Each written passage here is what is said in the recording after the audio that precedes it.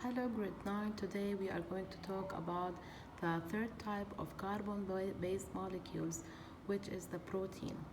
Proteins are polymers of amino acid monomers. We have 20 different amino acids which are used to build proteins in organisms. Amino acids are molecules that contain different types of atoms, which are carbon, hydrogen, oxygen, nitrogen, and sometimes sulfur. As you see here in this structure of an amino acid, we have a carbon atom in the middle. This carbon atom make 4 bonds with different groups. One of them is hydrogen, the other one amino group, third one carboxyl group, and this one is the R group, which is different from one amino acid and another. Okay, as you see here, the R means the variable group. All the amino acids have these main 3 parts connected or bonded to the carbon: carboxyl, hydrogen, and amino group. Except the R group is different among amino acids. Okay, now we call this R as the side group.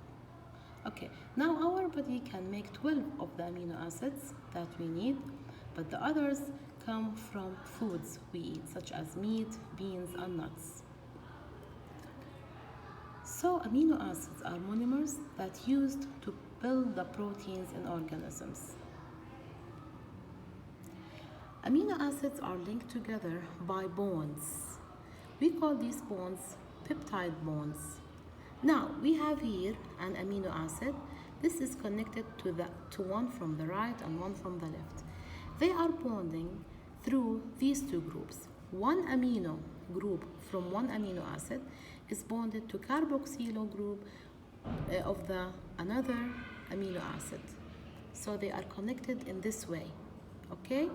Bonded between these 2 groups, the amino and the carboxyl, amino and carboxyl, to form a chain which we call it a polypeptide chain. Okay?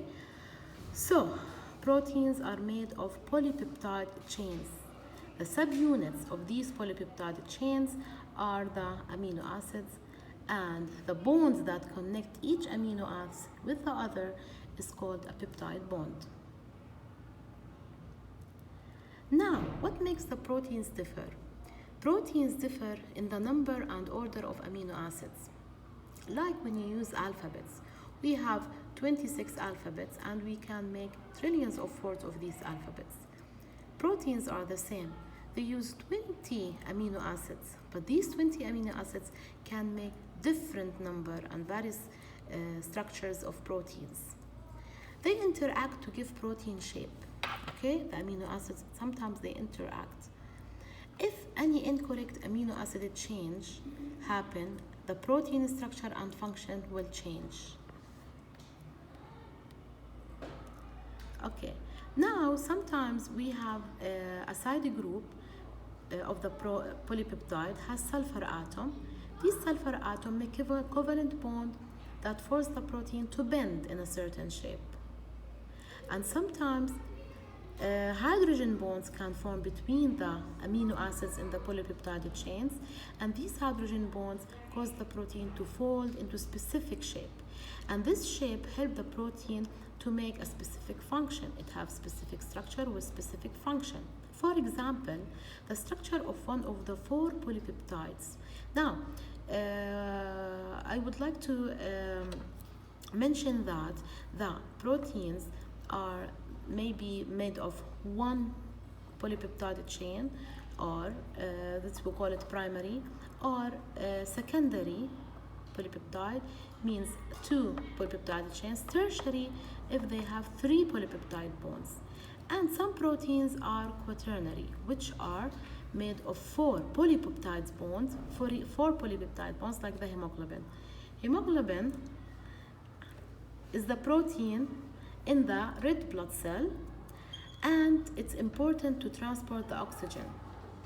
So if any change happen in the amino acids of this protein, or the sequence of this amino acids is changed, so this hemoglobin will not function properly, and a type of anemia will be caused.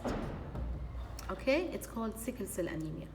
So the amino acids form the proteins by certain sequence, like the words, exactly like the words. As I told you, if we have the word, let's say prince, if you change the ordering or the sequence of the alphabets, you will make a different word, right? So amino acids order and sequence is important to give the structure and function of the protein.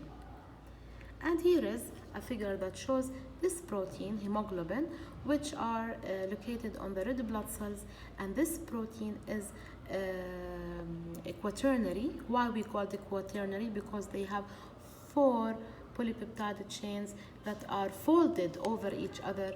Which cause the folding between these 4 polypeptide chains are the hydrogen bonds between them. Like in this part, they are folded here. What helped them to fold? Because there is hydrogen bonds between the amino acids. All right. So thank you for listening. Tomorrow we'll continue. See you.